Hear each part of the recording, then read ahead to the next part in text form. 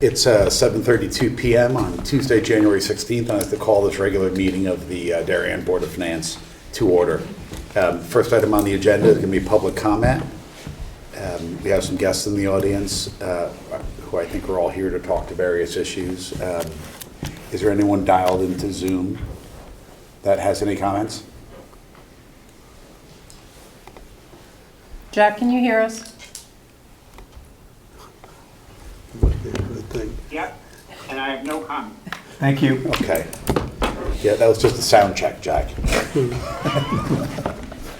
Okay, so I guess, so the first item on the agenda, item 1 was to discuss and take action on the request to transfer $30,000 to the Darien Railroad Station Platform Shelters project. Ed Gentile from Public Works, who's leading this, is dual tracking another meeting downstairs, and so I think what I'd like to entertain a motion to flip the transfer number 1 until after our 3 discussion items for the meeting tonight.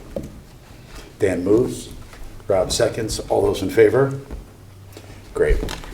So we'll push that to be the new number 4.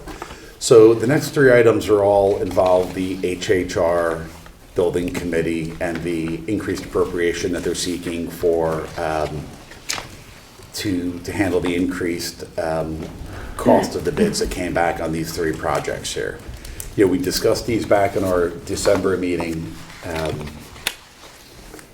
I know there were a number of questions that arose there. I know members of the building committee sent around additional information. I know Rob and others had questions and so forth. So I guess what I would do is, at this point, I'd open it up to the building committee to see if, do either of you want to make any statements about this project before we begin discussion, or more so just available to answer questions? Yeah, no, I think at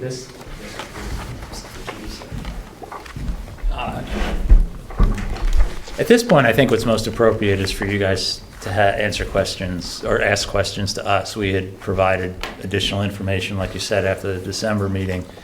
We've had subsequent conversations, so if there's things that you still have for us, fire away. I think we've sort of stated our position, why we think the increased appropriations are appropriate. Okay, well, maybe just to kind of set the stage and remind everybody about this project. I do think it's helpful as we begin to discuss this. This originally came out of sort of 2016, which was a building survey and sort of longer term capital project that the Board of Ed put together to really survey all of their different facilities and see, you know, what would be needed, I guess, in terms of small, medium, and large projects over the next, you know, sort of 10 years or so. What came out of that was a need to rebuild Oxridge, given the overall condition of that school and the age. And what came out of that, the other large projects were that significant renovations would need to be made to the 3 existing elementary schools to deal with the likes of portables, to deal with the likes of, you know, smaller than average classrooms, certain parts of the aging infrastructure and other pieces of it. And that project ultimately began in 2020 and was ultimately sort of put forward, if you will, to the Board of Ed, who ultimately put it forward to the Board of Selectmen in 2021. You know, as a reminder, when these projects are envisioned, if you will, and for example, in this case, when the Board of Ed determines that it has certain needs that need to be, that where the buildings need to be enhanced to meet these needs, they're generally doing work around their needs, and we generally have appropriated some funds, or they've used funds out of their own budget to do what is an initial estimation of what might need to get done, right? Design around sort of the art of what's possible, what might need to get done in connection with renovations, some initial plans, and usually a very preliminary estimate around costs, around what that could be. The next step of that process was the Board of Ed voting to actually formally put that forward to the Board of Selectmen and ask for their support in further exploring that project. And in connection with that, there were additional funds appropriated by the Board of Selectmen, Board of Finance, and I think ultimately the RTM to give them more money. And I think there were two different stages as part of that process where we gave them more money to go out and hire experts, architects, engineers, design consultants, I'm sure a bunch of other titles that I may be missing and so forth, but to help them refine the project and design a much more detailed set of plans that could be brought back to the Board of Ed to see if those plans meet their education specs. And as part of that process, they usually hire a sort of cost estimator, and the idea is to get a better estimate around cost, better than is available in the very initial stages, right? And that's what they did here, and that process ultimately ended up with the Board of Selectmen, the Board of Finance, and the RTM approving an appropriation of $82.5 million. 82,250. What? 82,250. 82,250, right? And again, that was based on very detailed designs, and that was based on sort of having a number of experts that they had hired to design that project and really come up with the best case cost estimates. Ultimately, those were cost estimates and only cost estimates, and those were put out to bid. Those bids, which came back in the summer of 2023, and there were 20 plus different trades, if you will, and so forth, like sub bids, came back higher than it was expected. And they also came back with much less participation than they had expected. And so at that point, to remind everyone, the building committee, and we've a number of us have had discussions around this, the committee decided to go back and to kind of hold 30% of the bids, accept them, if you will, or ask them to kind of hold that pricing and go out and rebid another approximately 70% of the trades, if you think about it by value. And when they went out to do that, they, I think, redesigned the process of the bidding a little bit, the timing, the matrix, if you will, in which different vendors or different contractors could bid on that. And they came back, and ultimately, those numbers were not too different than the numbers that they originally got back in the summer of 2023, right? And I think what kind of became evident there is that, the estimates that, had been put together was simply that were estimates, and what the market was coming back and willing to offer hard bids, contracts that the builders were willing to sign were going to materially higher, and drove that $82.2 million number up to approximately 101.5, inclusive of the contingencies and so forth. And so that's where we sit today. I think it's fair to say, and I'll turn it over to others here shortly, but there hasn't been any material sort of increase in the scope of this project over the last 6 to 9 months. As they designed the project, they did, as Chris explained to us and Jill explained to us in prior meetings, they did do a fair amount of looking behind the walls, looking above the ceiling, looking in the ground and so forth, to discover and to investigate like what could be lurking behind the walls, what could be lurking below the surface around, which is typical when you're doing renovations. Renovations are complicated. We've seen renovations that have gone well in town. We've seen renovations where we've had a significant amount of unexpected changes and subsequent work that's needed to be done, whether it's a Board of Ed headquarters, the police station. We've seen other successful projects so far, like the Public Works building, that have not. But where we sit today is it's clear that the cost that the market is going to charge us to do these are now, kind of materially higher than the original, back of the envelope estimates that were created when this was originally put forward, and even the more detailed estimates when everyone approved these. So that's where we sit today.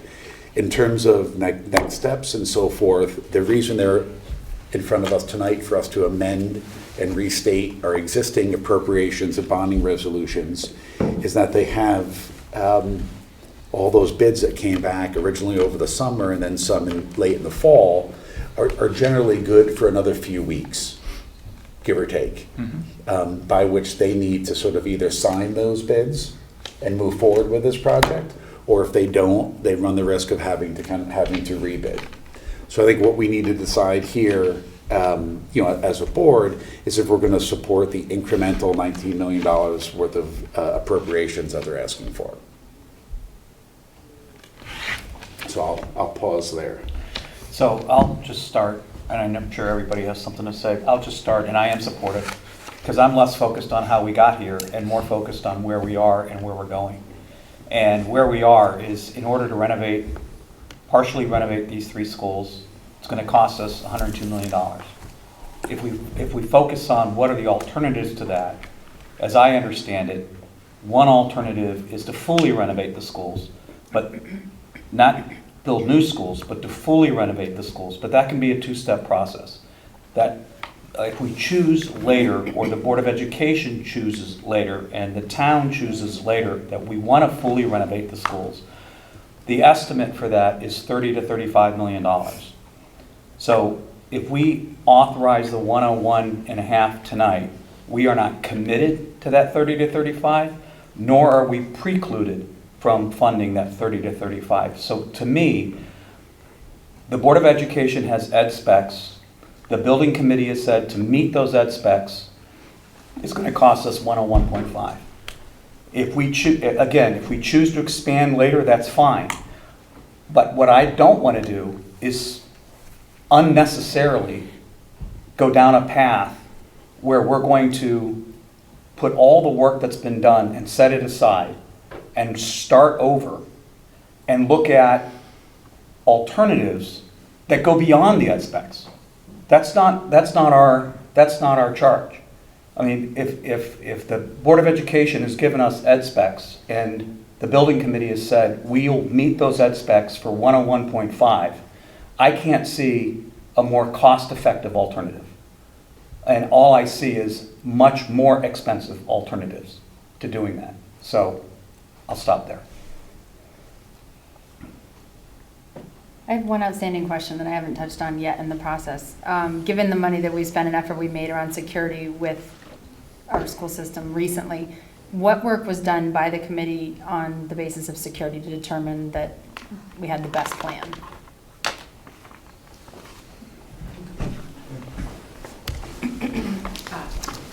Oxbridge is our model, and so we are following the blueprint laid out for Oxbridge in terms of the basic security. Was there like meetings with the police department or with Leon or with whoever the? Leon has reviewed everything in our design for security purposes, and it is consistent with Oxbridge.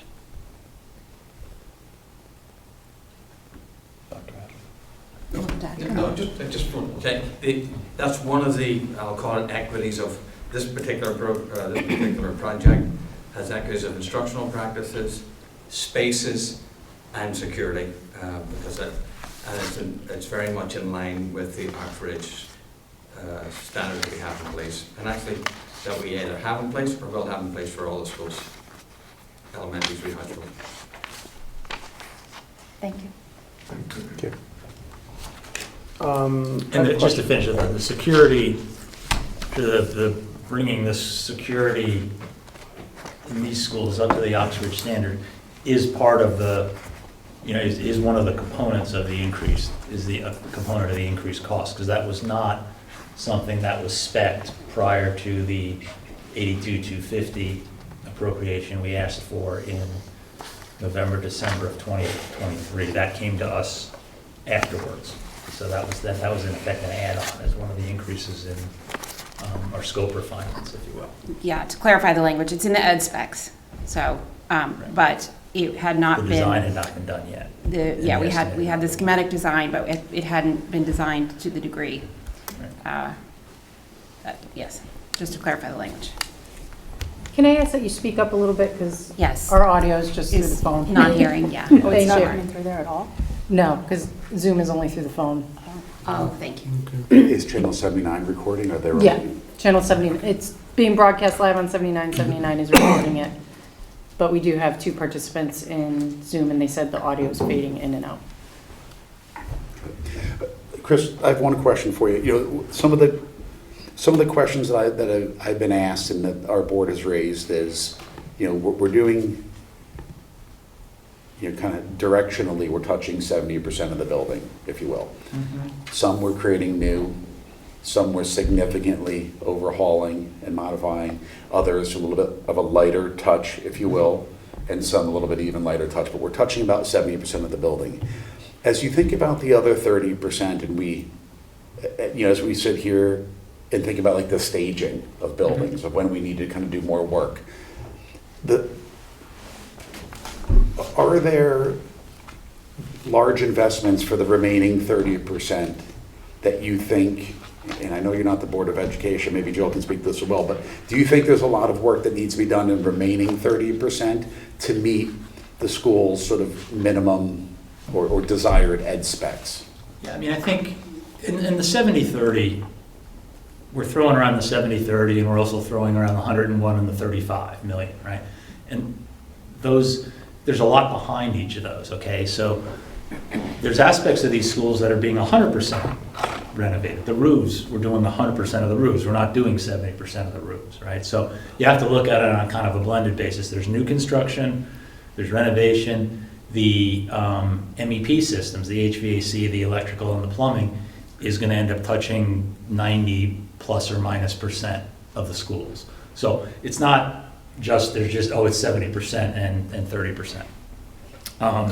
So, and in addition to that, there's a lot of what falls into what we're roughly calling the 30%. That's also going to be part of the regular maintenance, repair, replacement. That's going to be part of the regular BOE budget on an annual basis, right? So the gym floors, right? The gym floors may need to be stripped and resurfaced. We're not doing that as part of our project. That may be something that's just done because they're wearing down and they need to be done. And so you get a new gym floor.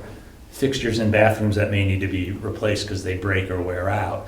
Ceiling tiles, things that, furniture, right? So furniture is a fairly big item in our budget. And the only new furniture we're buying is furniture for the new parts of the school and some of the renovated classrooms. There'll be furniture that may wear out, and so we may be replacing furniture on kind of a rolling basis. So, and then there's a bunch of stuff that's just cosmetic, and again, it's like repointing of bricks, fixing of doorways. Windows is another one, right? So we're not replacing all the windows in the schools. There are windows that will break, they'll be repaired, they'll be replaced, and just in the ordinary course. So we need to kind of think about it this way. It's not like there's just a 70% and a 30% and we're stopping this and starting that. So, and thus the 35 million that Dan alluded to. It's not like the BOE would necessarily come back and say, okay, we want to spend $35 million in one shot to do all of this, okay? Some of that's going to be taken care of as part of the regular BOE budget. Some of it can be spaced, right? So it's not necessary, you don't have to do all of the untouched portions of the school at once, right? You can do a furniture buy and replace all the furniture in 1 year. You can do the bathrooms in 1 year. So it can be done, you know, it can be incrementalized. I don't know if that's responsive to your question.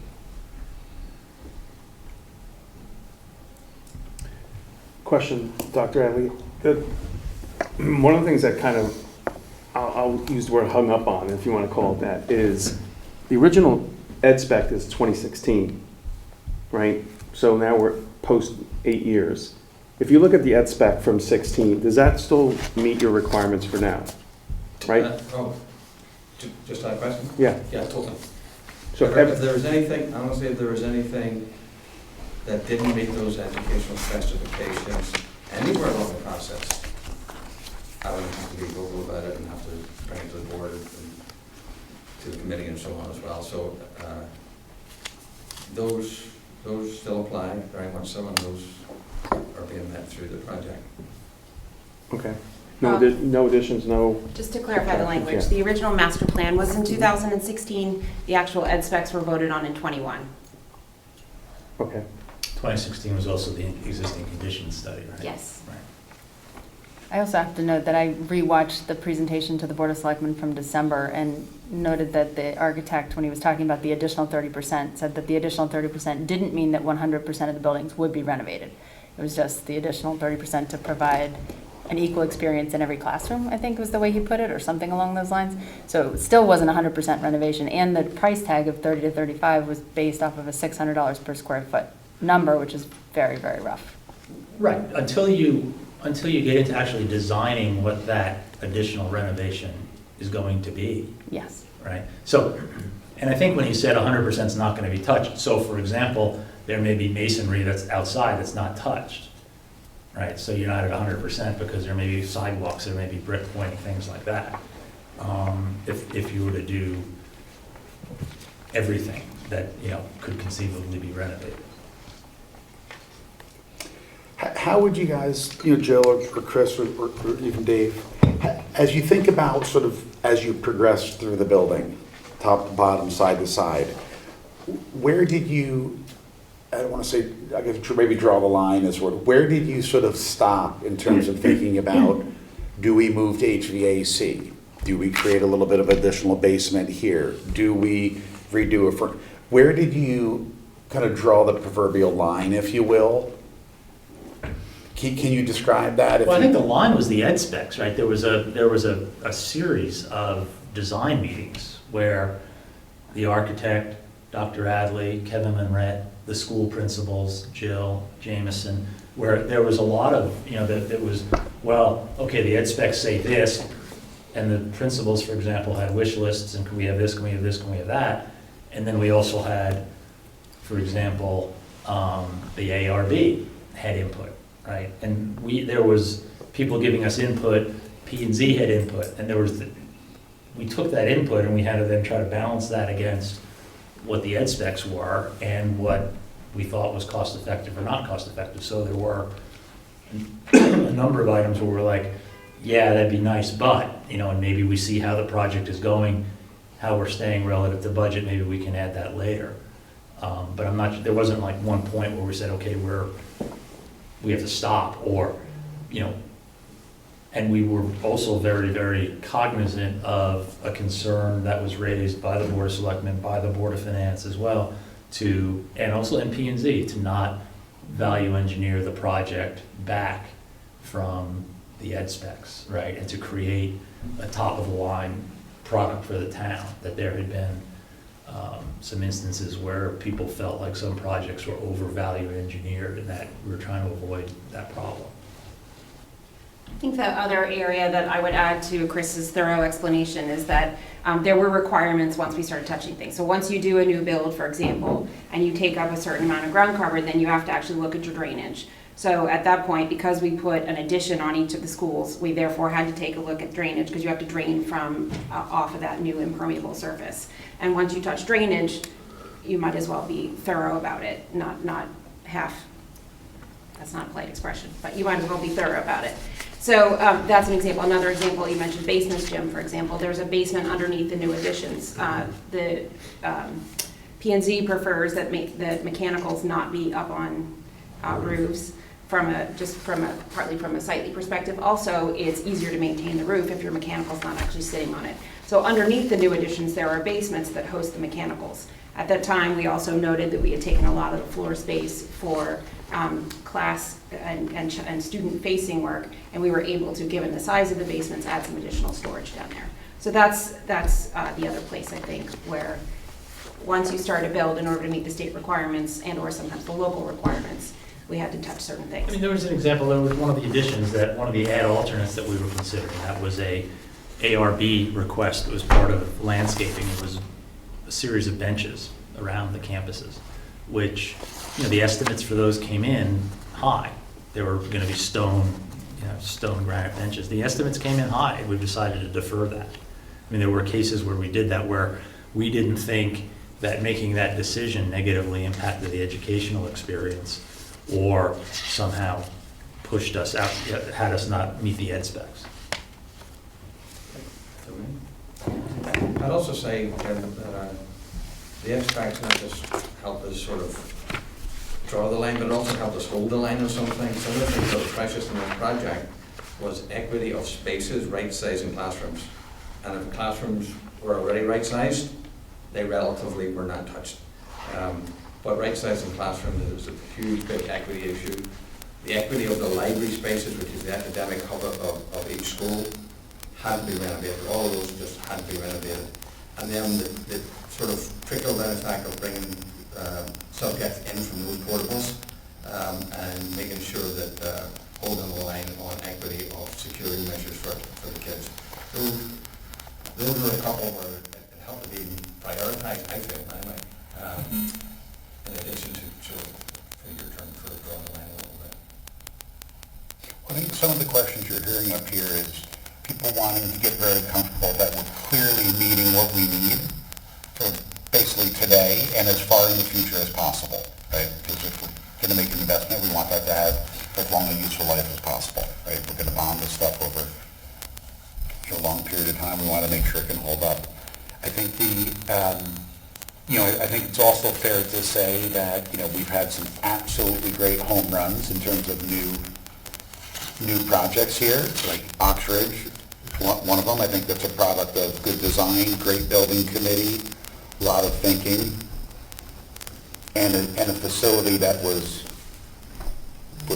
so clear that it needed to be replaced. Like everyone knew it, right?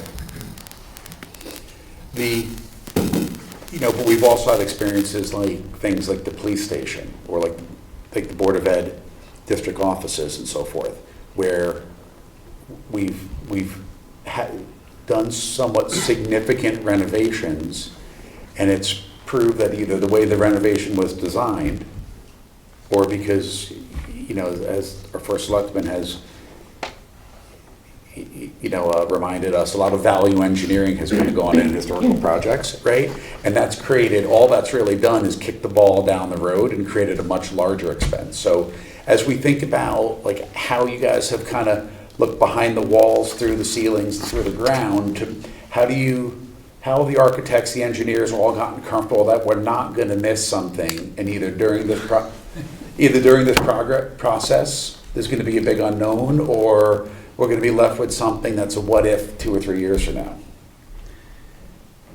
I mean, I think that's just part of the design and diligence process. As we've described, there were extensive soil studies, there were hazmat studies, there were engineering studies. The engineers, walked the buildings multiple times as part of designing the HVAC systems. We also have significant contingencies in the budget that should account for that if we need it. Is the unforeseen impossible to happen? No, right? I mean, I used an example, and Jill and I were talking, we start excavating and there's an unsurveyed Native American burial ground, right? We have to stop, okay? It's gonna cost millions of dollars to deal with that. But we think that we've done the appropriate, based on the opinion of the professionals that we've retained, we feel like we've done the necessary amount of diligence. That cost of unknown would go to any renovation or new school, right? It would. So Well, yes. If there were to be an unknown, my example, it's not unique to the renovation. Right. My example would go to both, right? Right. Arguably, there's a pipe in a wall that's not where it belongs, and it interferes with how we would run the new HVAC sheet metal. We think, we didn't literally rip the walls down in order to do the study, to do the work, but we looked at the existing condition mechanicals. The engineers looked at that as carefully as they could. And there's a 5% And contingency there's a on 5% construction. contingency. Chris, could you touch base on unsuitable soils, which was listed in the presentation? Have any been discovered? What type are they? Yeah, and unsuitable means not suitable for, they do compaction studies. Oh, okay. It's not unsuitable as in environmentally bad. Okay. I think there's a small Thanks for amount of clarifying. soil that is contaminated, environmentally contaminated, that will need to be moved off-site, that, and you have to pay a contractor that's specifically licensed to do that. The unsuitable soils are frankly partly a result of prior renovation work where they excavated and then they put the demolition debris in as fill, and that's not suitable to support the new construction. And how firm is the reimbursement percentage from the state? I'm going to defer to Dave Martin, who's our expert in that area. Is set by the state for 2024 at 20.71% of eligible expenses. The current plan that is before the state, we have not yet heard back from the state, but we did hear on the prior version of the plan. And of that plan, 92% of the estimated cost was deemed to be eligible, right? So that would give you an effective reimbursement rate of somewhere around 18%, something like that. So, so if I were to apply that, the project has evolved since then, and clearly the price has become higher, right? So we can't guarantee that the state is going to still say that 92% remains eligible, right? In the event that they were to say that 92% remains eligible, it comes out to a little over $19 million in potential reimbursement. So the range from what they said in the PCR that they provided to us was 15 million and change. If that same percentage were to be applied to the higher costs, it would be a little over 19 million and change. So the true number is probably somewhere in there. Is it closer to 19? Is it closer to 15? I don't know. Dan, how much did we get on Ox Ridge? 4.1, is that right? Sounds about right. Yeah, the challenge with that school is that we built a larger school than just an elementary school because of the ELP. And so the percentage of eligible costs that were, the percentage of costs that were eligible was a lower number than, I think it was, first of all, it was 10%. You also, yeah. On 10% on eligible, not 20%. The state breaks it down between new Yeah. construction and what they refer to as general construction, which incorporates the different categories of renovation. Yeah. The new construction is 10.7%. The renovation is 20.7%. Right. Okay. So it's a different starting base. And could you refresh my memory and the board's memory on what is the sequence, if this is approved, going forward to doors opening for kids? Yeah, so the sequencing would be assuming an approval of this the bonding resolution by this board. Tomorrow night, a meeting with Finance and Budget Committee of RTM to prepare for a presentation to the full RTM on January 22nd. Assuming those both pass, there's a 10-day waiting period, at which point, assuming there's not a rescission in that 10 days, we would sign what's called a GMP amendment with our construction manager, which would then allow them to, we don't sign, just to clarify something Jim said, we, the town, don't sign the individual trade contracts.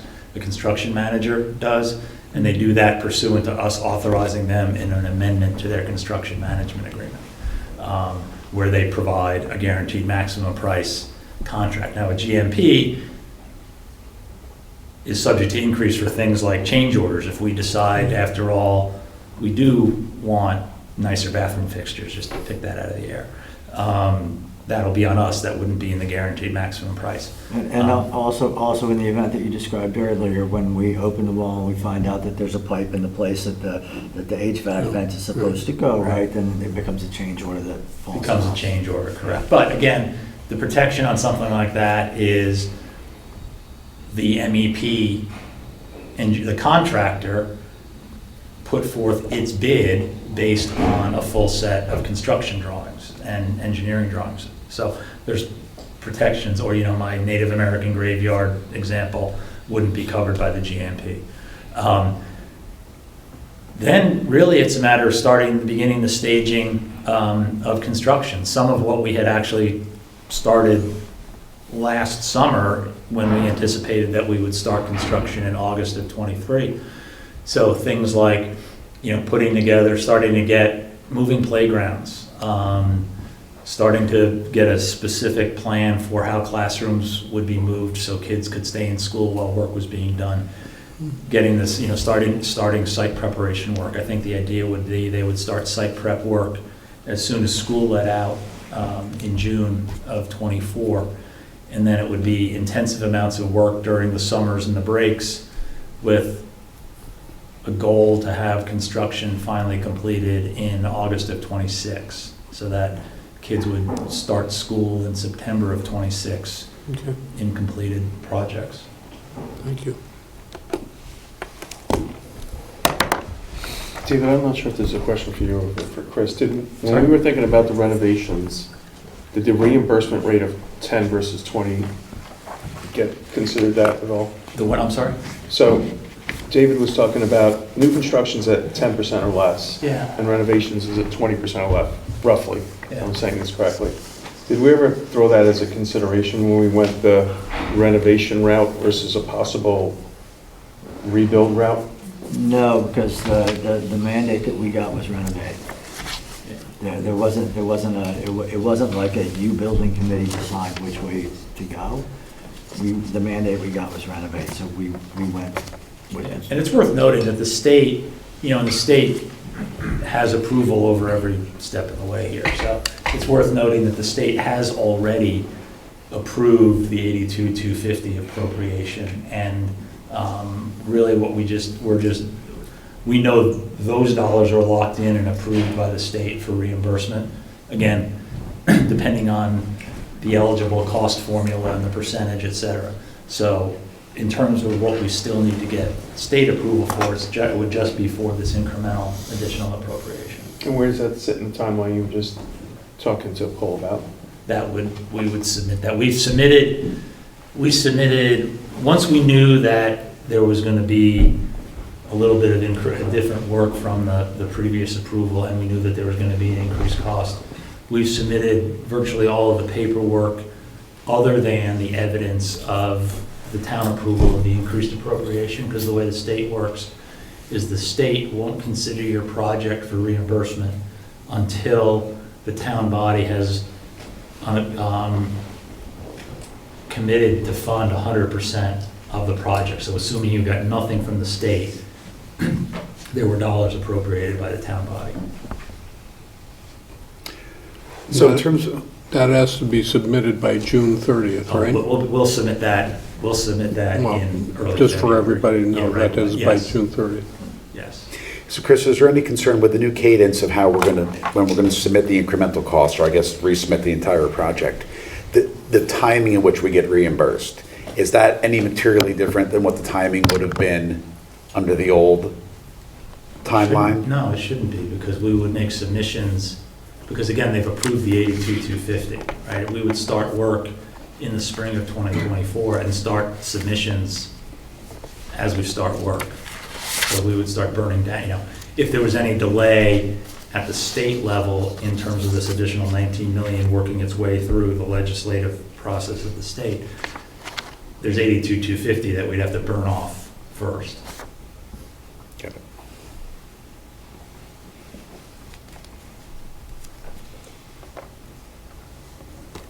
Taking advantage of the silence. Yep, any other questions? Yes. As you know, I've got the shortest tenure of anyone on the Board of Finance, particularly compared with somebody like Paul, who seems to go back to Coon's age and has forgotten more than I'll ever know about the schools in the town itself. But I did watch the various presentations on TV 79 that I could find and read through the material that was sent out, and please excuse my raspy throat. But I had two different kinds of thinking that I came up with. I don't disagree with anything that's been said thus far, particularly the level of work and the level of detail that everybody's gone into. the answers are extraordinarily good.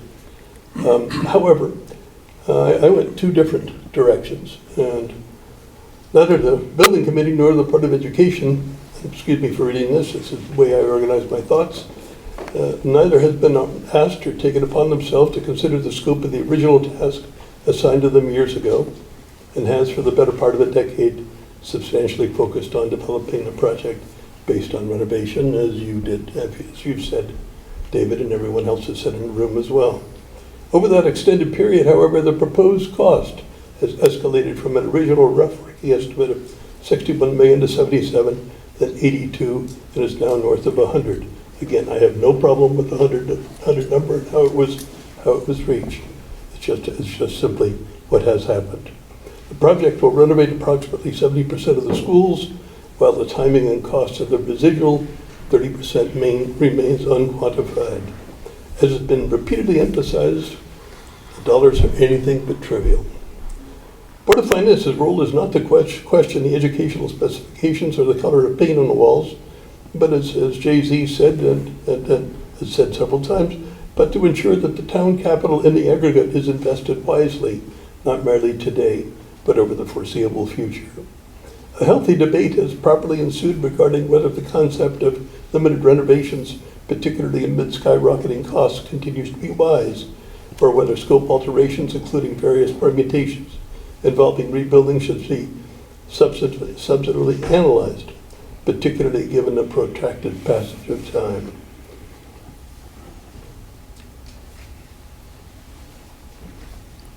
But the second issue is, how do we efficiently manage debt levels in the bargain? When asked if that could be accomplished, we were cautioned that if the building committee were to so engage, at least $300,000 in several months would be needed to employ experts, gather relevant facts, and present their findings.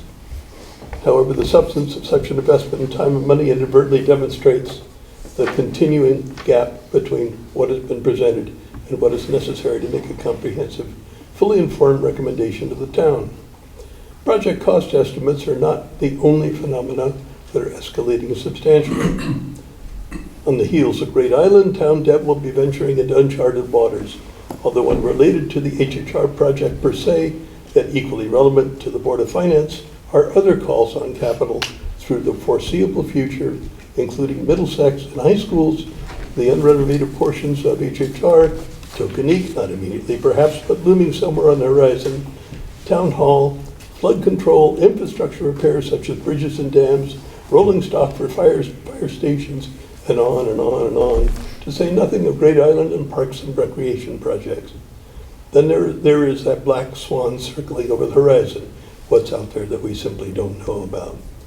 The costs of each of the foregoing are accelerating as quickly, if not more rapidly, than those for school construction. Indeed, John, in his State of the Town presentation, tasked the Board of Finance to update town capital plans, whose completion will enable both sources, including bonding and property taxes, and the aforementioned uses I've just mentioned, for capital to be analyzed in tandem. Accordingly, where I'm at is I would still suggest that the resolutions be tabled until the work can be completed in order to determine whether, in fact, some permutation of renovation and rebuild might make more sense, or whether we should simply pursue this current standard and assume that because scope hasn't been changed, that it cannot be changed. My 2 cents. Understood. I think as relates to, where this board sits today, given that the RTM has to, the Board of Selectmen voted on this, and the RTM is set to vote on this next week, I think we need to, John, as I think about, whether, tabling or not, I think it's sort of our responsibility to either vote, kind of yay or nay, either push it forward or not. I'm not sure that we can necessarily table the vote, because tabling it itself, I think, has other implications in terms of, it basically stops the project, just given where we are in the contracting period. few weeks away. So I think if it was to be tabled, that would be the same as voting no. Okay. I also have comments, if it's okay to say. Yep. I want to start by saying how important I think the Hindley, Holmes, and Royle improvement project is. Beyond meeting ed specs, eliminating portable classrooms, and fixing leaky roofs, which must be done, I think bringing these 3 elementary schools in line with Tokenique and Ox Ridge quality-wise is the right thing to do. I believe all Darien's children deserve an equal educational experience. When this project was first conceived in 2016, it seemed reasonable that renovation was the right path to take. The bones of these buildings were good. When the initial price tag of $61 million was floated in 2021 to begin the project, it still felt right. The new Oxford School was underway, and we were getting a brand new building for roughly the same cost as a renovation of the other 3. If we could bring these 3 facilities, quote, up to speed all at once and for that amount, it felt like the most appropriate, efficient, and right thing to do. In late 2022, early 23, when the price tag increased to over $82 million, I started to wonder. But inflation was rampant, so I bit my tongue. Today, with no substantial analysis, public debate, or votes taken on the decision to renovate versus rebuild in 8 years, we stand at $101.5 million, 65.7% more than the original estimate. And the increase is due to unforeseen conditions and changes in scope, not just inflation. So for $101.5 million plus any additional increases for surprises yet to come, which cannot be ruled out, these schools will only be partially renovated. The renovations will not include gymnasiums, cafeterias, bathrooms, offices, doors, hallways, or windows. Those additional renovations will be left to later phases. 3 brand new schools are estimated to cost between $210 and $225 million in total. The question I keep asking is, at what point does the decision to renovate versus rebuild need to be revisited? Even the architects who attested to the quality of the buildings in 2016 would agree that at some price point, renovation no longer makes sense. At the December 18th meeting of the Board of Selectmen, Sarah Newman called HHR an incredibly ambitious and complex project. Estimates have already been revised dramatically upward due to flooding concerns, security improvements, an underground oil tank, unsuitable soils, additional ductwork, and the decision that a basement should be added at Royle for storage. Do we really think this is the end of upward revisions to the budget? I've heard many reasons why we should go ahead with the project. And while I agree these schools desperately need attention, we cannot and should not make a bad decision with an investment of this size. I am sincerely concerned that if we go through with it as is, we will hear nothing but requests for additional appropriations for years to come. First, for the inevitable but unanticipated increased construction costs, and later for the second phase. How many times have you heard someone say, that renovation went so smoothly? With MMS and DHS right behind this project time-wise, I believe the right thing to do tonight is table the vote long enough for the Board of Selectmen and Board of Education to revisit the renovate versus rebuild decision. There have been several creative solutions suggested for this problem that deserve a proper vetting. If tabling the vote cannot be done tonight, I will be forced to vote no.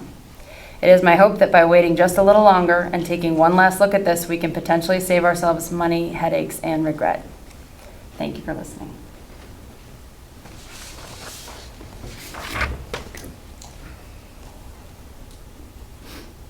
Any others? Comments, questions? The only thing I want to circle back to is what I said a few minutes ago, which is the Board of Education has given the town ed specs, and for $101.5 million, the building committee, with the amount of work and diligence that they've done, believes they can deliver those ed specs for that amount of money. Every other alternative would cost tens of millions, if not 100 million more. So for some of the concerns, John, that you expressed about our overall debt service, I can't imagine a more cost-effective solution to addressing and satisfying the ed specs. Every other solution will cost, again, tens if not $100 million more.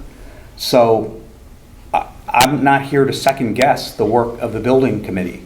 I believe they've done a remarkable job of putting a very complex, in Sarah's words, project together. And to me, this is easily the most cost-effective, even if we see cost increases. They're going to pale in comparison to building 3 new schools. So, and plus, you add the disruption and how long it will take to do 3 new schools. To me, I've declared my decision, so. Jim, can you share with us the analysis you did on bonding over 10 and 20 versus, renovate versus rebuild? Yeah, one of the things, much like new versus renovate, there's difference in the state reimbursement rate, 20 versus 10. I was asked to look at what could the effect of bonding be if we assume, state law currently and for the foreseeable future allows us to bond for schools up to a maximum of 30 years. Even if the useful life is greater, you can still only bond over 30 years. For renovations, while there's certain guidance from bond counsel and so forth around how you would structure it, you generally, my opinion is, and I think others would agree, we would never bond it over beyond its useful life. I think it was the fact that when we started renovating Tokenique, rebuilding Tokenique, there were still some bonds outstanding from the original rehabilitation of that. We're never going to be I would never support being in that situation again. So if you look at the fact that this renovation could extend the totality of those facilities by 20 years versus a new school you could bond over 30 years, obviously there's spreading the debt and debt service over 30 years creates a lower debt service than over 20 years, but the cost of new, at least in the preliminary analysis that some of the building committee's advisors did, they were estimating new schools to cost upwards of 220 to 250 million versus the existing renovation at 100 million, and I threw another 50 million potential bonding over there. And even if you stretch it over 30 years, the cost of new schools were, debt service was about 7 or 8% greater than what it would be underneath a renovation. So the effect is muted, right? If the cost is double, the debt service, was definitely not double, but it's still a fairly material amount of debt that we're adding on. And then I made assumptions around what could be coming for Great Island, what could be coming for supplemental programs at the middle school or high school. We've got, over the next 7 or 8 years, there's probably 5 or 6 fire trucks that will be bonding if we continue that path. So it's, new schools push the debt level up, into the $300 million range. Right. Which, when you look at it as a percentage of the overall grant list, is that within our statutory bonding authority within the state? Yes. Do I think things like that would hurt our AAA rating when you look at the ability to stretch it over 30 years? No, but it would be a significant amount, and I'm always concerned with whether Liz will show up on my front door. Well, not to bicker with Dan and so on, but you remember the old Fram oil filter commercials? You can pay me now or you can pay me later. And this is not a decision of present valuing. This is a decision that 25 or 30 years, when these schools all do need to be rebuilt from the ground up, will we look back and say the money that we invested was the right thing to do? Or is there a better way to do this to give ourselves, not necessarily, you talk about 300 million, that's if you do everything at once. You don't necessarily have to do everything at once. The architects came up with several different options as to how you could stage these things in, and as somebody very bright said, if you do that, then in fact you can stage them in all the way into the future, so you're not going to have to build all 3 of them when they all come up for it again. So it's just a Fram idea. So I'd like to chime in at this point. Let's take a minute and pause and understand exactly what's going to be involved if the decision tonight is no. Because of the way the contracts are set up, we only have guaranteed bids for a few more weeks, right? So if the decision turns out to be no here, first and foremost, you're going to have deferred capital that's going to have to be dealt with immediately. That's going to include, at a minimum, the roofs at each of the schools, which included in our project is $4 million. We had to, because we initially started to move things at Hindley, anticipating the start over the summer, we demolished one of the portables and we had to rent one. Based on that cost and the fact that the other portables, when they went to investigate them to see if they could move them for the fire commission, right? Remember, fire commission wanted to use them for training classrooms and such like that. We would probably have to rent 3 new portables. The estimated cost to install and rent those for 1 year is $400,000. The HVAC systems, we know, have a variety of problems at the different buildings. Everything from the steam systems to the air handlers to those types of things would have to be done. And there are probably other things. So you're looking at a minimum of $4.5 million worth of deferred maintenance that would have to be added into effectively the current capital budget for the schools.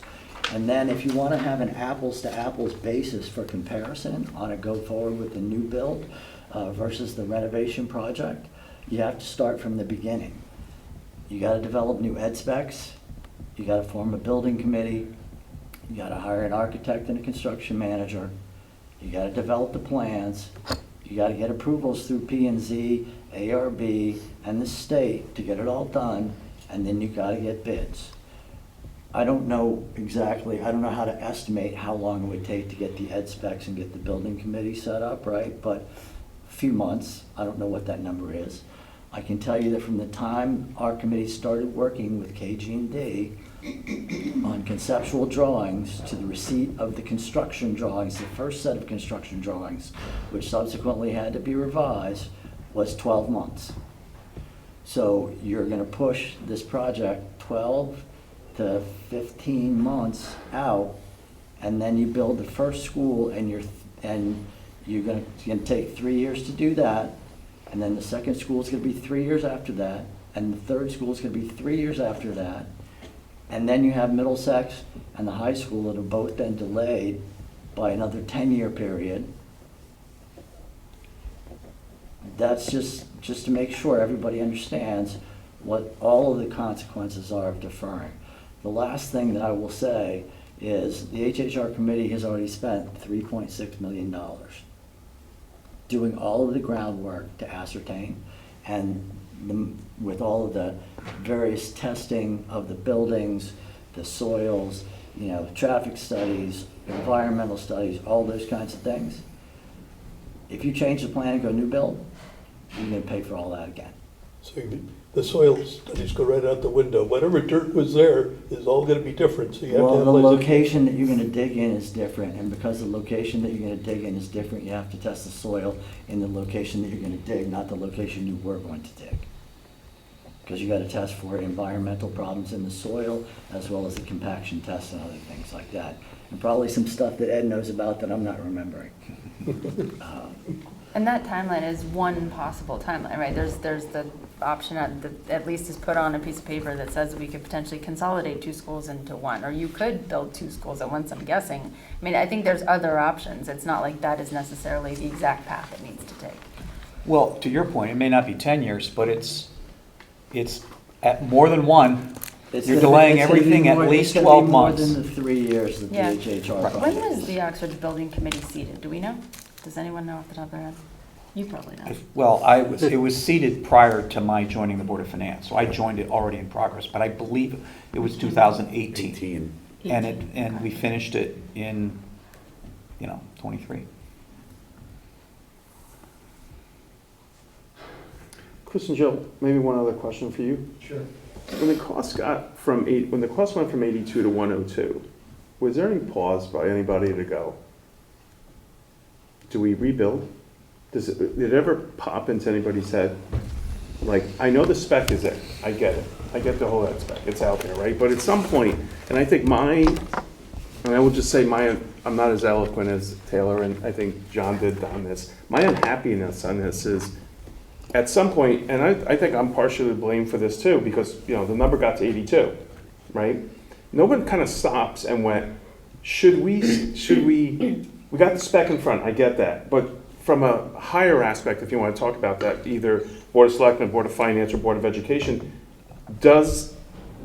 do we have to possibly rebuild versus renovate, right? So one of my concerns about the entire thing here is just that aspect alone. It's like, we almost, like the train was running and nobody kind of went, let's stop for a second here and say, maybe we should rebuild. I'm not saying it's the right choice here, right? I'm just saying there's a lot of intelligent people in this town, and it feels like nobody went, maybe we should, at least consider it. And I think that's my major, the bridge from 82 to 102, I got that, you guys put together some stuff, what's there. My main unhappiness, once again, is that word that just keeps popping in my head, is no one's kind of stopped and just went, what are we doing? Like, this thing has and maybe $20 million is just $20 million to a lot of folks, right? But $20 million to me kind of sits there and it makes you kind of just the moment for a second, if you want to call it that. Yeah, so I mean, the short Right? answer is, yeah, we did consider it, right? But understand how that happened. It wasn't in June of '23, before we went out for the bids the first time, when we had a full set of construction drawings. The project cost estimate at that time was 85, okay? Because the 82,250 had been appropriated.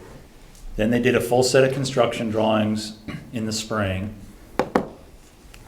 including things like designing the new security, and we got our input from P&Z, and we had to redesign all the drainage and things like that. So project costs are 85 and change in May, June of '23. We go to bid, we came in at or close to the $100 and some million. We could have stopped at that point and said, let's take that, let's go and ask for the additional appropriation then, but we thought the bid process was not as well run as it could have been. So let's try to rebid, see if we can do better on the rebid. We did the rebid. We also did a much more careful analysis of soft costs. We drilled much more deeply into what the furniture and equipment was going to cost, came to the 101. That was November. That was as recently as November.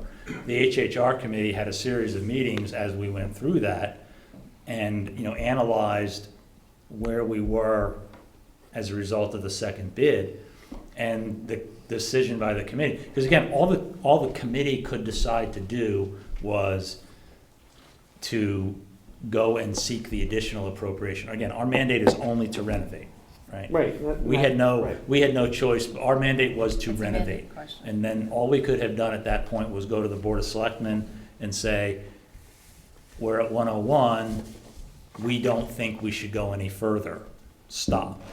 Instead, after a lot of discussion within our committee over a series of meetings, we decided that at the 101, it still made sense to go and ask for the additional appropriation. Those were our only choices, right? And I get that, Chris, once again, the default here is the spec, right? It's to renovate. Right. I don't have to say it again, my thought is that whole aspect of the rebuild, right? At some point, it sounds like you guys you saw the 101 and just went forward because it fit the spec. Because it fit the spec, and the alternative was to just, in effect, stop, right? I mean, and there had been a series of reports before we went out to the bid. We did update reports to the Board of Selectmen, for example, over the course of that period. I think, Rob, the reason that we're asked to come for an additional appropriation is that this is the thinking. This is what you're asking for. This is your selectmen taking a look at the additional appropriation and saying, all right, we have the ed specs have not changed. Is this how I still want to do it? The ed specs are the same. Then your Board of Selectmen are going to look at your project and say, is this meeting the ed specs? Yes, it is. Do I still want to build new from a policy perspective, or do I want to renovate? Do I want to use town land differently? Then that comes to you guys, and you're asking affordability and all the different ways that you look at affordability and efficiency in terms of finance. So I think this is the processing, and this is the opportunity where we say, does this meet what we want for the town? And, you know, Well, I think it meets the spec. I mean, I know I keep Right. saying that, and I think everybody on this board says that. I'm thinking the process a little bit is, I don't want to say flawed, right? But it needed to be, if possible, and maybe it was, maybe the Board of Selectmen looked at it and went, I just wonder, if that number was 140, what would have happened? Does it get kicked back and all the if it consultants, fails, everybody else, if right? it fails at some point, then it goes back to, you know, the Board of Ed are left with the specs again. And we go back to, you know, figuring out Plan B, but again, in concert. Like, this is, there's a reason it's a 3-board system, Yeah. right? We own what we want to accomplish educationally. So, Yeah, and I mean, to directly answer your question, or attempt to further directly answer your question, I mean, the whole reason we have that architect's estimate, or their option 1A, 1B, C, right? That was because somebody asked, in particular Jim and John Zabrowski asked, is this the right thing to do? Should we stop? Should we consider alternatives, right? So then the architect produced that. I mean, there were people on our building committee, as we discussed, you know, as we debated it back and forth, there were people who were like, different people felt stronger than others about the direction to take, but ultimately the building committee voted unanimously to proceed to the next step, which was to ask the selectmen to approve the appropriation. At which point the selectmen voted unanimously to approve the renovation. Yeah, correct. at the same time, if I could add one more thing, Rob, I think there's some opportunity for some lessons learned here. You know, like when we start to see a project cost escalating, when do we stop and say, all right, we want to look at this different model? You know, I think there's an opportunity to say, hey, we can think about, we each do have our discrete roles, but we can be thinking differently. And I think when, you know, whatever you guys decide tonight and whatever the RTM decides, we can all sit down afterwards and do a little debriefing on how this decision-making looks and if we're all fully satisfied with it. And if not, what we could do differently. Maybe not from the steps in the process, but maybe from the types of inputs that we use. I think your points are, you know, as we move through these processes where things can change a lot and a lot of time can pass, you know, should we be dynamically thinking about state reimbursement rates, cost escalation, bonding scenarios, whether there's changing educational needs, regardless whether it's a police station or a school and so forth. I think we've continued to refine, I think, our building processes, you know, staffing with a member of the Board of Finance, Board of Selectmen, Board of Ed, others and so forth. You know, that may well be additional things we should be making sure we can dynamically do through I this think that's process. the key word, dynamically do. I also think, oh, sorry. Just one last thing, and just for clarification, so I'm 100% sure on this. The 102 that we currently have on the board, that's gross, right? That's not with state reimbursement in there, That's right? gross. There's no state reimbursement included because the town has to approve funding 100% of the project in order for the state to consider putting it into the pool to be reimbursed. Yeah, right? just wanted to be sure. I thought that. So that's just- gross, not net. That's Yeah, gross. it's The not 102 102 net. is So gross, not potentially, we're looking at Potentially 83, 84. And that includes full contingencies, I would say. That includes the assumption of use of 100% of the construction manager's contingency, which is 3%, and the owner's contingency, 3% of construction costs. That's the construction manager's contingency. And the owner's contingency, which is 5% of the entire project cost. In the case of Ox Ridge, I think if I'm remembering the numbers correct, it was something like they used around 65% of the construction manager's contingency and only about 50% of the owner's contingency, if I remember correctly. I don't remember the percentages, but I know we had a substantial balance left in the owner's contingency. Yeah, Yes. so, and now mind you, in a renovation project, you might expect that you end up using more contingency for the reasons that we've talked about a million times. Once you open a wall, you don't know what you find, right? But the contingencies are there to protect us and ultimately down the road, as you mentioned, reimbursement kicks in. My last thing is, everything I said, I don't want to take away from all the incredible work you guys have done, and you've done, and the committee. So I don't want, to me, there's, I think Jim said it well, right? There's some things, lessons we learned, you said it, sorry, lessons we learned. Yeah, I think there's some lessons we learned here, but I don't want to take away from, because us sitting up here know from a volunteer standpoint what it's like to take on like a mammoth project like this, and so kudos to you guys for all that. Amen. And yeah, I second that, and probably the most painful part of, what I feel and believe is, the quote waste of time that would be felt. I wouldn't think it was a waste of time in the long run. I think we'll all thank ourselves if we postpone this and reconsider. I want to say too that there's been an awful lot of focus on ed specs, and I haven't looked at the actual ed specs in a long time. So I do know that classroom size is a big one, and if we're meeting classroom size and putting storage in the basement at Royle, for instance, I mean, how does that really fill for $102 million plus whatever comes up behind the walls, plus bathrooms that are still 1975 bathrooms or whatever they are? But they How does still that work. school feel? How does it feel compared to Ox Ridge? That's a very different experience for a whole lot of money. So meeting ed specs is great, and I'm glad we're not trying to spend more unnecessarily, but Yeah, but go let me ahead. point out that of the 19 million increase, 13 and a half are due to increased construction costs. They aren't due to increased scope or anything else. So it's kind of a no-brainer in my mind. Thank you. Oh, we talked to the architect about that today, just sort of look and feel, we've talked about it ad nauseum, but we checked in on a few facts today with the architect, and I thought that he framed it very nicely. Where I think people, users of the school system, tend to feel the most difference is in the classroom experience. We are not touching every classroom in a way that will be visible. Every classroom will have air conditioner, it'll feel a lot better. It'll have LED lights, that's better than fluorescent. But we are not replacing every bit of furniture. We're not replacing all the floors. So there are going to be some differences, and it's most likely to be inside of the classroom. I think it is likely that we will look at some sort of furniture replacement cycle in the relatively near future. It's not in the current capital plan. To start looking at replacing some of that, and that's probably the most efficient way to bring up the experience. If your fourth grader is in a new classroom and your second grader is in an old classroom, there's some difference. But one of the biggest things about the classroom is the size of it and the ability to deliver an educational experience in our elementary schools, where you have this kid, and there's a lot of small group work, but you know this, there's the carpet work, there's the over in the book bin area, there's the math area.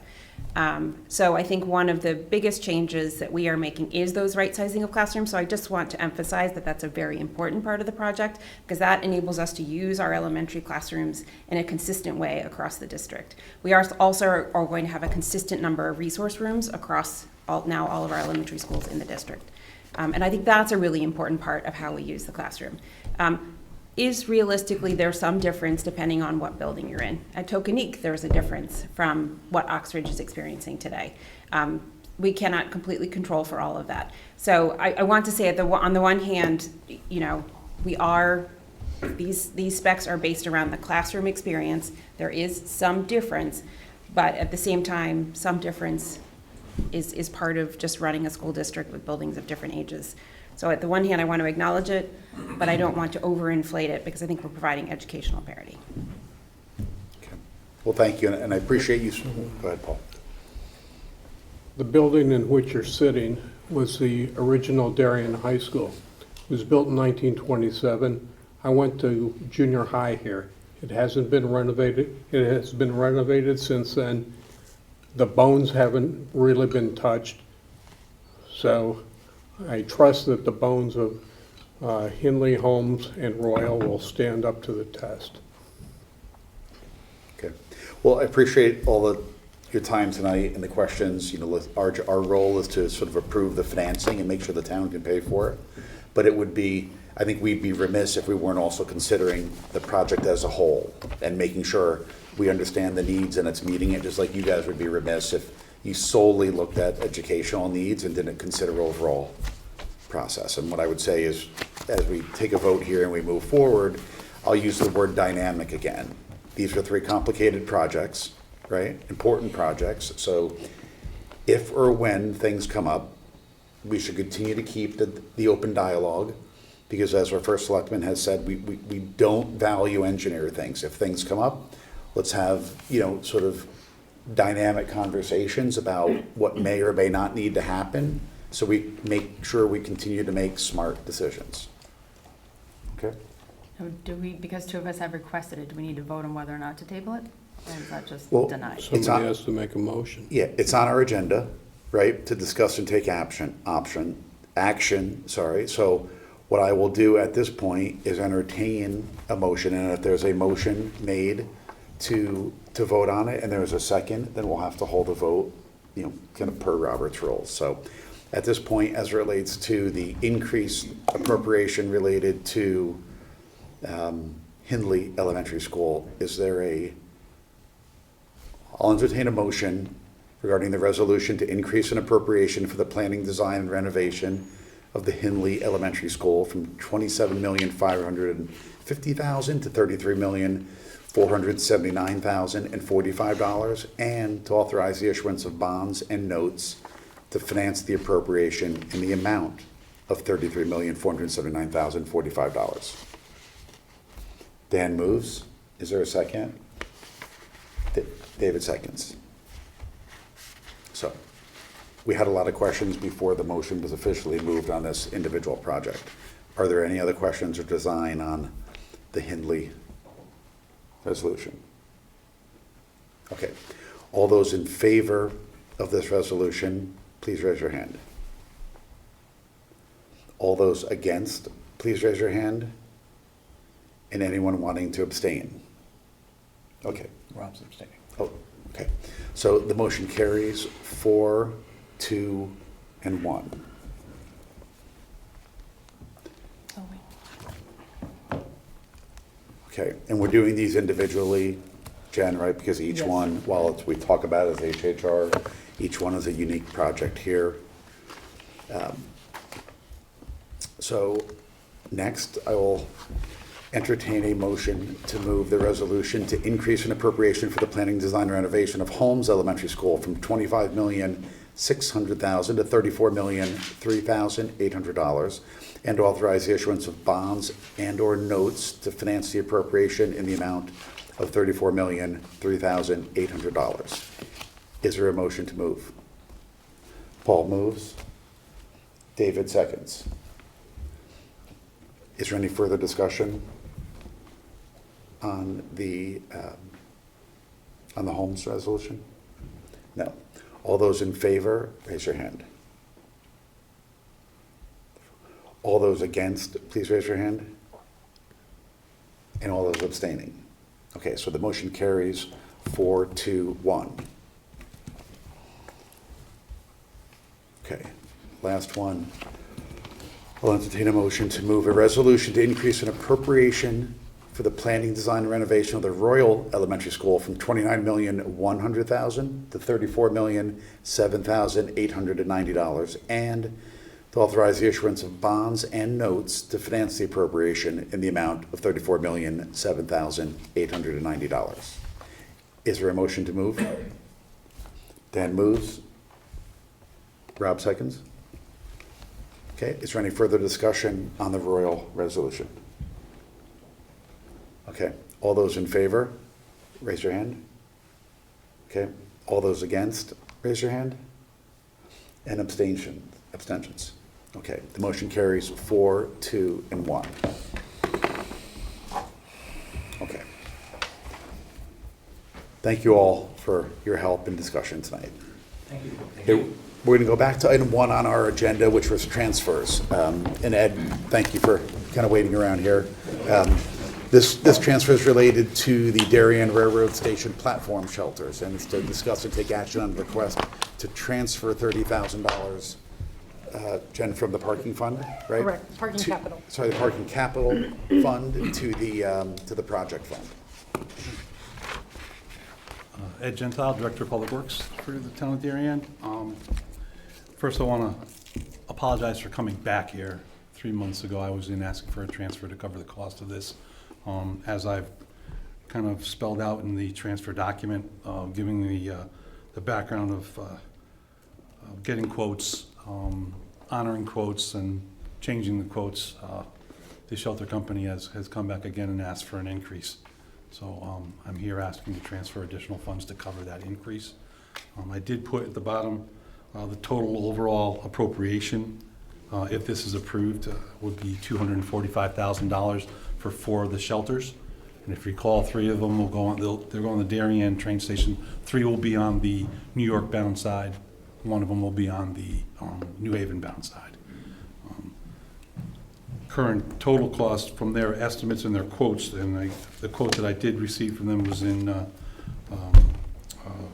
December, the end of December, $236,736. So there is a small additional amount of money in there for any unforeseen additional costs they could throw at me that are small.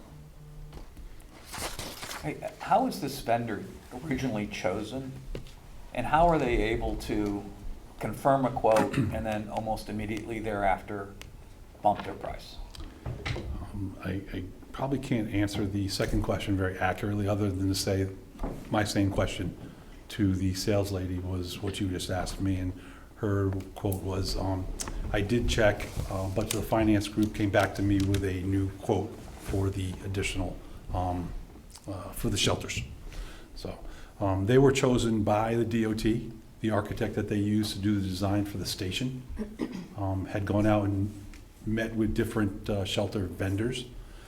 They were going to need some that are over there now covering the temporary ticket booths. Same company did that one. They fell in line and used this company to go forward. Now, the town's responsibility here is just to purchase and obtain delivery of these shelters. If we have to store them for a short period of time, I have an area already set aside for at the transfer station. But once they're delivered to the site, installation for these are on the DOT. And that was the arrangement that we came to when they denied us extending the canopies on those platforms. So this was a compromise, if you would. And are we obligated to use this vendor because the DOT chose it, or? I don't say we're obligated, but I think we're at a point right now, changing vendors would be a mistake, and we'd have a problem. Because now I'm going to impact the schedule and the design of the platforms. The design shop drawings coming from the shelters have to match the FRP platforms at certain reinforced areas, so they're going to coordinate those designs. They're still doing that now. So what I did ask them to do, and I think I was a little firm about it, was don't stop moving the shop drawings forward, because you approved a quote and now have come back for additional funds, and they said they wouldn't do that. So the DOT, the contractor, and the shelter company, they are still moving forward. Part of my responsibility here is to get the funds in place and the PO, a new PO cut. Thank you. If the designs are still moving forward, how do we know that they won't be back to us in a month and a half for more money? The designs are for the FRP platforms. So once they get the shop drawings from the shelter, all the connection points and shear points are going to be transferred onto that platform. So the design for the platform handled by the DOT is what is going to be worked on now. The shelters have already been designed and approved. The shop drawings are coming out of there now. These are $60,000 a piece, right? Mhm. Are there certain aspects of these shelters that are highly specialized because this is a train platform and where they sit and wind tolerances, or are they, I mean, is there something about them that makes them more expensive than just a bus, what you might see as a little bus vestibule? I mean, other than what's happened over, and we started this conversation as COVID was hitting, so this project has been going on for a while. My original estimate was about $30,000 a unit, and I think that was my original set aside, and then it just continued to grow. The glass on it is shatterproof, hard plexiglass, because of its close proximity to the train. The reinforcement on the cross members for the shelters are reinforced so it doesn't shake, it doesn't move as the train goes by. So they are reinforced and designed just a little bit differently because they're going to be on the platform.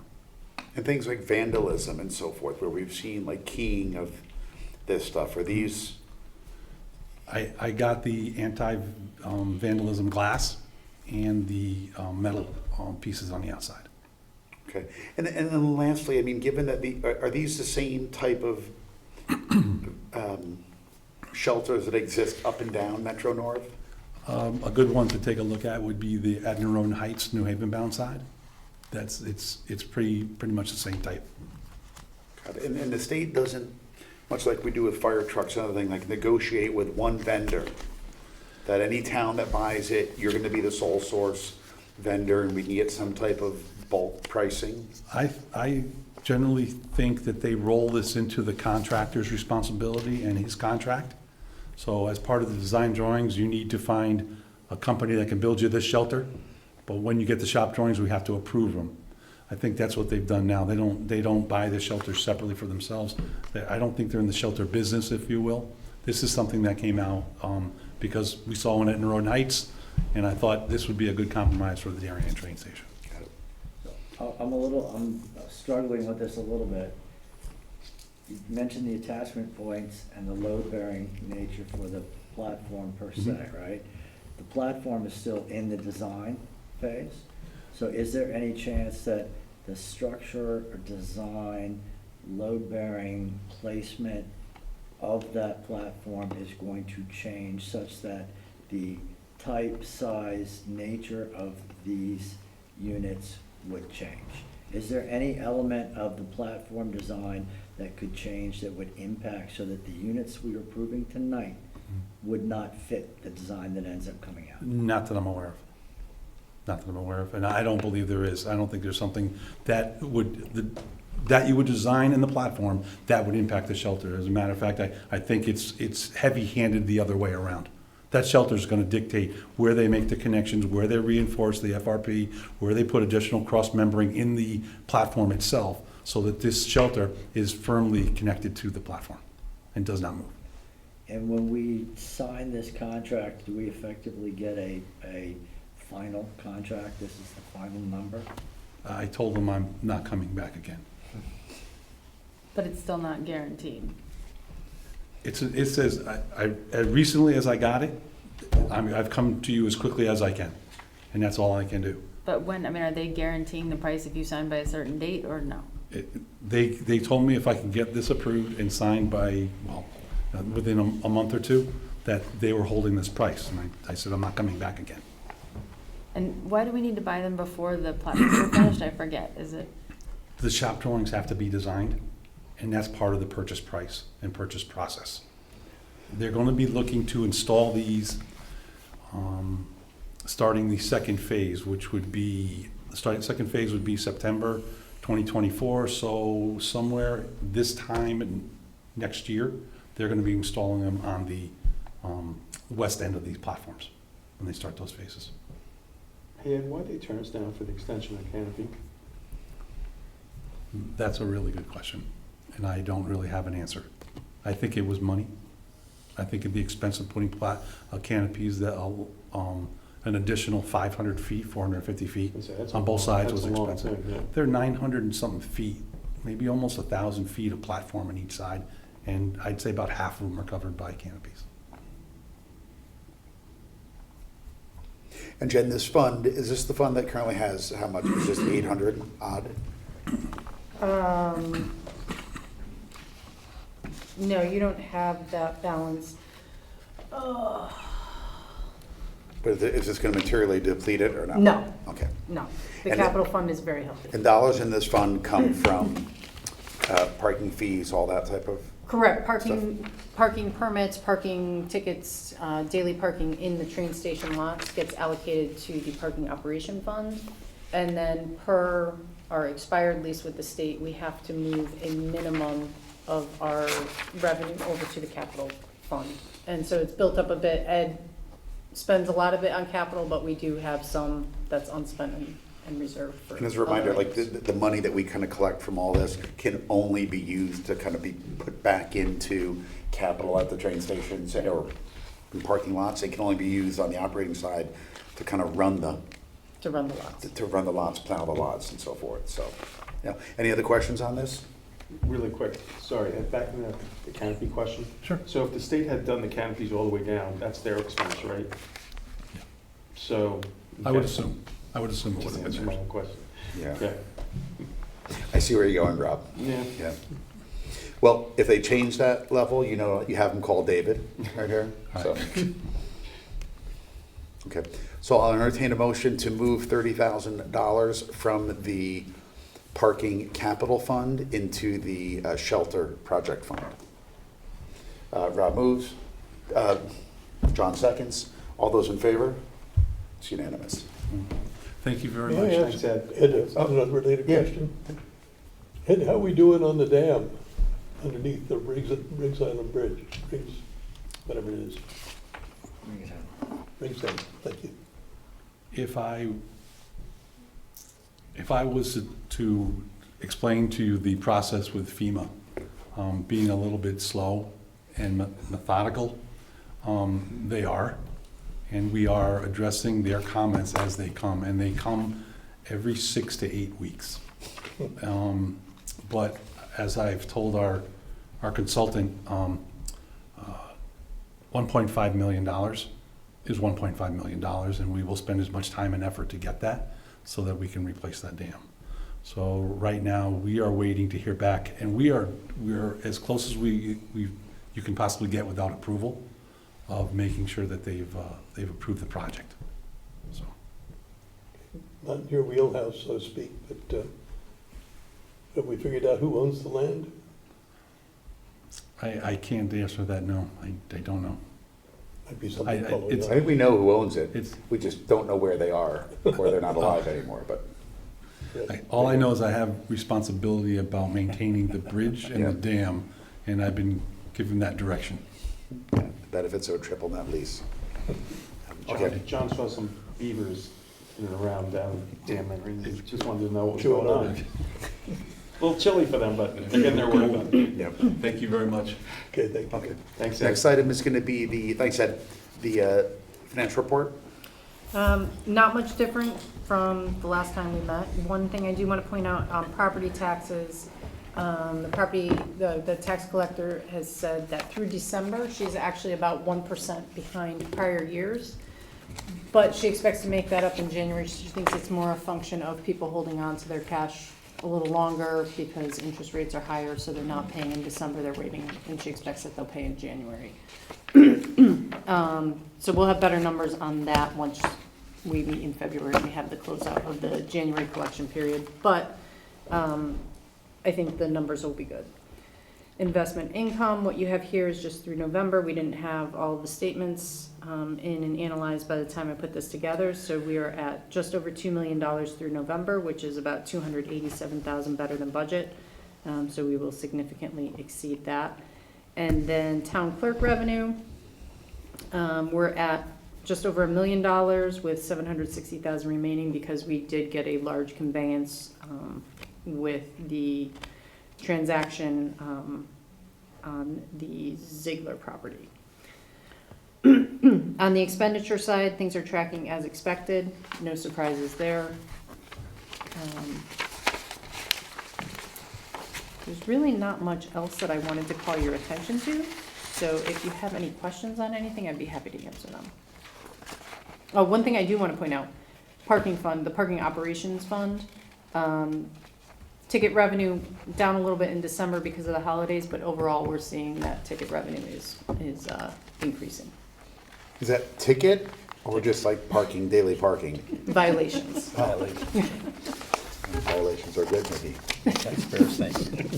And Jen, I guess my quick question for you is, we ran those simulations through Munistat or whatever that was, the bond projection models. So I assume we have a date in mind for when we plan to refi the bands that were issued? Yeah, it'll be in the spring. They mature the beginning of April. So Mark has sent me a preliminary financing schedule. I haven't opened it yet. But it will be coming up in the spring. Sound like you've been busy. But yeah, we're starting to work on that. So one thing that I do want to point out is that pro forma that you had attached was simply to give an illustration of one potential bonding scenario. The discussion that we'll have to have when we're getting ready for this next sale is, what do we want to do with the notes on Great Island? Do we want to roll them? Do we want to permanently finance them? And based on where the appropriations for HHR go, when it comes to the RTM, that'll be a discussion as well. Do we roll the notes? Do we just pay them back? You know, what do we want to do about that? That'll be a pretty big discussion that we'll have. That's 49 million? 49 million for Great Island, I think, and 20-something million on HHR. Thank you. Yeah, So why is it only- just as a reminder, we basically long-term financed half of the, We did. of the Yeah. 90 million that we did for Great Island, and we issued the others as a 1 year, which is it April 16th, I 17th, think, I was thinking April 4th is in my head. 4th? Okay, so, But, yeah, so we have notes for about half of Great Island, because over the next few years, we're gonna have to use some combination of bonds and notes each sale so that we don't spike our debt service by taking on the permanent financing of HHR and Great Island all at once. yes, remember, like, the bond anticipation notes only pay interest at maturity, and you can roll them, so think about sort of like capitalized interest from a project standpoint, right? And then we can roll on the debt as some other stuff rolls off. Not to head down a Pandora's box here, but that 91.8 was the sources of funds on Great Island. So when we authorized 103, when we get to 91.8 on bonding for this, I like to make sure that we're having a fulsome conversation, even though we've already authorized the remaining, that it's actually, well, it was actually less than, it was 83 plus 6.5, but whatever. You get my point, right? So even though we've authorized it, we didn't really debate that use of proceeds. Right, so, So when we get to a point when we're getting up past 91.8, that's when I will make sure that we're kind of earmarking that conversation as though we were having it for the first time. and that's part of the reason for the separate Great Island tracking. Which we so that you can appreciate. see how we're Yes. working through that additional that was borrowed. Right, thank you. Excess cost reimbursements due next month. February, yep. Any indication that we're, I haven't had a conversation with Rich about it, but I can touch base with him. just curious, I see Paul, right, we're getting there, so it's next month. It Always depends curious. upon the number of special ed children and the severity of their needs. The Versus submissions, the total amount of money available. the submissions, right? And Yep. which schools they're going to right now, isn't that an issue? What? The which, like, for-profit schools or something came up as not eligible anymore? Did you hear this? They have a Right. little- Details. No. So in terms of, on the Board of Ed side, I was just, Mr. Sini sent me their monthly update.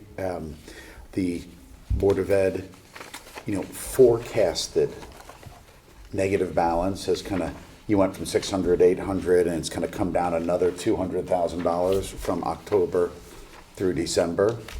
So what's the current forecast? So the current forecast is negative 418,000.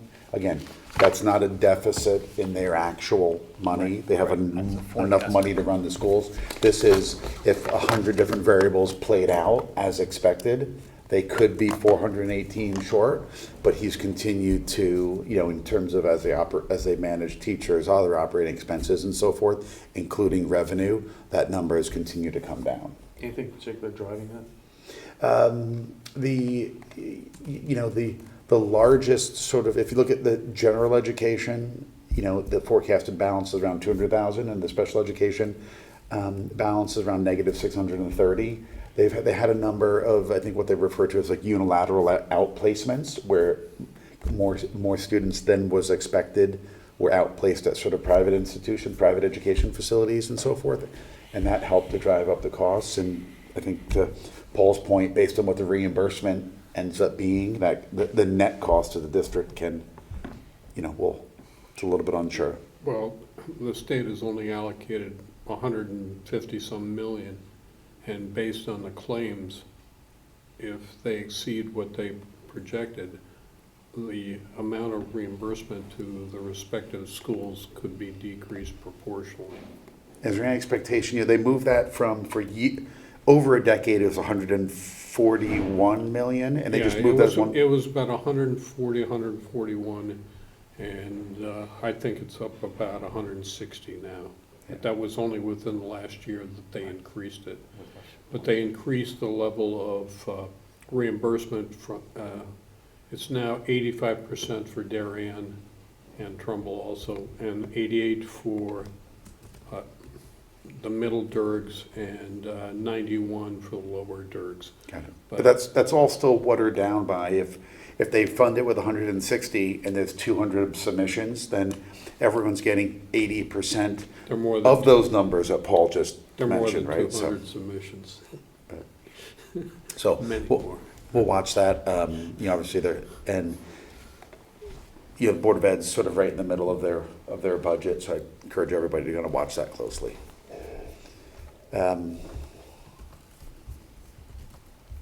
Speaking of that, Jim, any further thoughts on budget assignments? I sent around everyone's budget assignments. I haven't given much more thought to it, just as I've been kind of watching these, but if anybody feels like they want to change or sort of add onto something else, just let me know, and I'm happy to kind of make adjustments. Jen, Board of Selectmen, when is Kate going to present her budget? Monday, the 29th. Okay. And I have their schedule, so I will send that around, so you know which departments are being reviewed which days. Thank you. Okay. Well, the minutes from our last meeting, December 19th.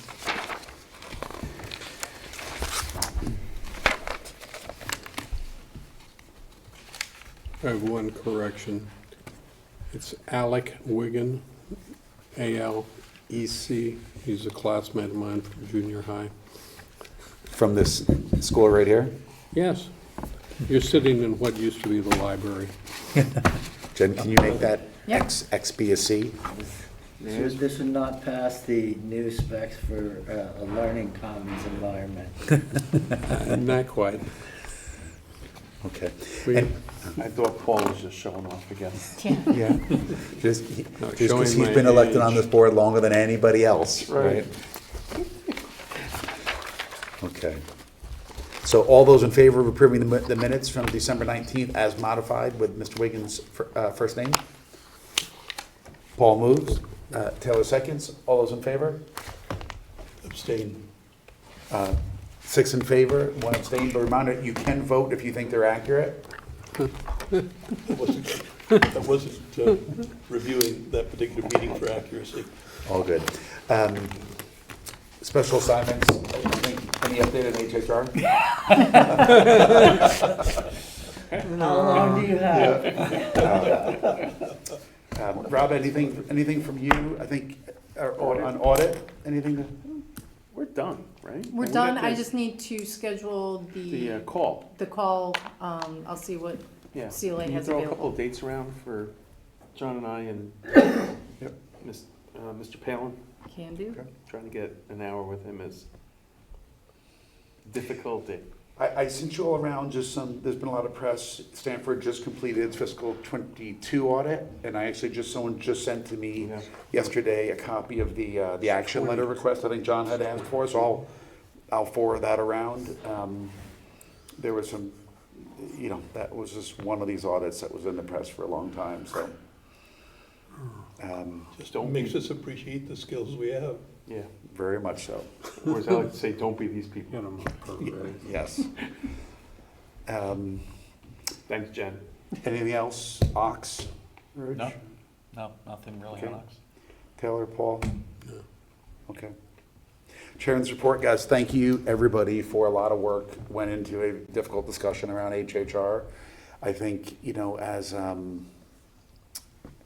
as Jill said, and, I brought up the notion that everything is dynamic, right? I think we can and should think about how to, ways that we can continually improve the process to make sure that we can always react and be reactive to changes. And I think this is a set of projects we should continue to watch closely, because if things do pop up that we don't expect, I think we should all make sure that we stay very much on top of it in the event that we do need to make more decisions. So, David, you've done a great job, I think, keeping us up to date, and God bless you for the work on that. So, Yeah, thank you for your,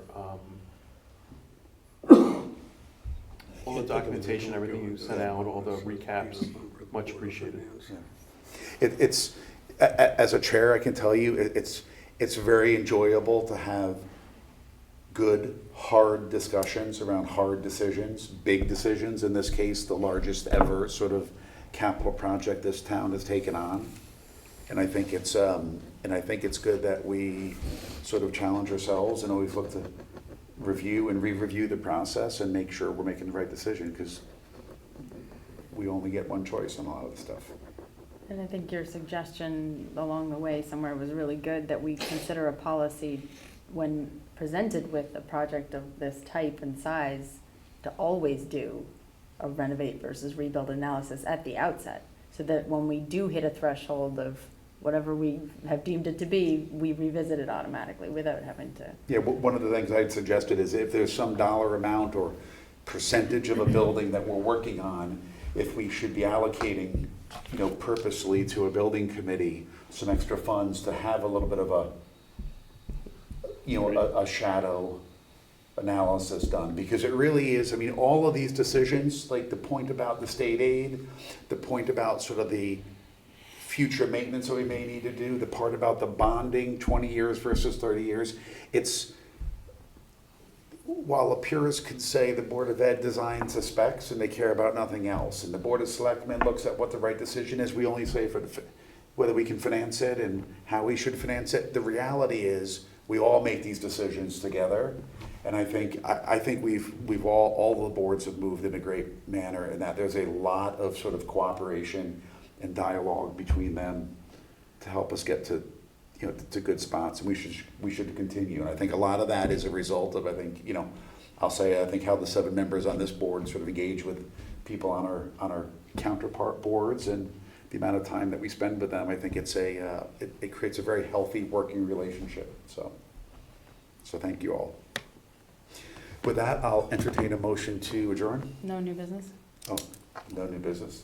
Anyone? Motion to adjourn? Paul? Dan seconds. All those in favor?